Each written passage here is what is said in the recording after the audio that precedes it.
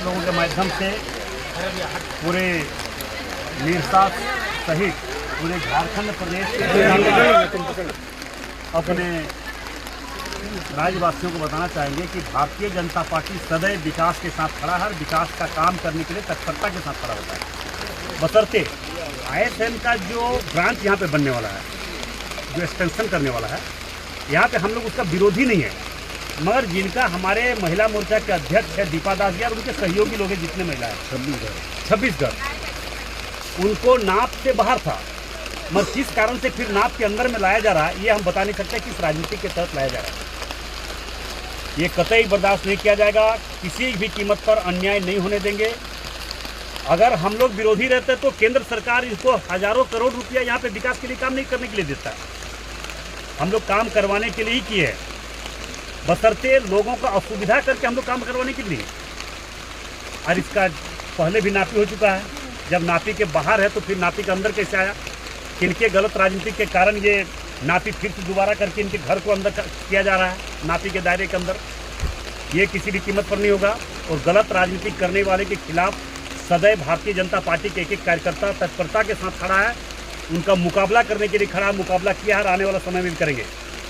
तो अभी जो 26 घर टूट गया है, जो तोड़ा गया, जो उसमें क्या अभी करना उस पर जो टूटा है उस पर भी हम लोग DC साहब से लगभग 10 बार मेरी बात हो चुकी है। इस पर भी हम लोग जरूर फिर से कल परसों 2-3 दिन के अंदर उस पर बैठक करके इसका समाधान करेंगे और जो गरीब का घर टूटा है उसको तुरंत तत्काल कैसे कहाँ पे घर बने, इस पर भी बात DC से हम लोग किए हैं।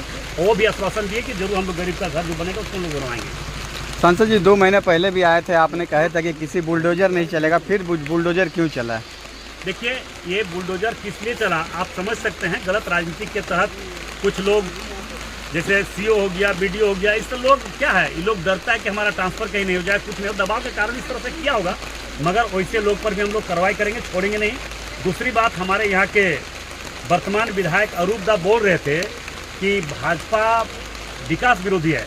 भाजपा विकास विरोधी नहीं है। आज झारखंड में जितने भी विकास की योजना चल रहा है सब भारतीय जनता पार्टी केंद्र सरकार की चल रही है। अगर दादा में हिम्मत है तो एक भी योजना दिखावे कि राज्य सरकार का योजना चल रहा है। भारतीय जनता पार्टी सदैव विकास, पूरे देश में विकास कर रहा है, जिसका जीता जागता उदाहरण मोदी जी जब से देश के प्रधानमंत्री बने हैं तब से लगातार देश में सिर्फ विकास ही विकास हुआ है। ये जो अभी एक्सटेंशन के लिए, जो अभी ISM का एक्सटेंशन के लिए हजारों करोड़ रुपया यहाँ जो दिया गया है, ये राज्य सरकार का पैसा है क्या? राज्य सरकार पहल कर रही है। राज्य सरकार के पास तो हमने अभी चिड़ियाघर के लिए जमीन मांगा, राज्य सरकार जमीन देने के लिए सक्षम है। हवाई अड्डा के लिए जमीन मांगे, उसके लिए देने के लिए सक्षम है। तो राज्य सरकार कहाँ पे सहयोग कर रही है विकास में?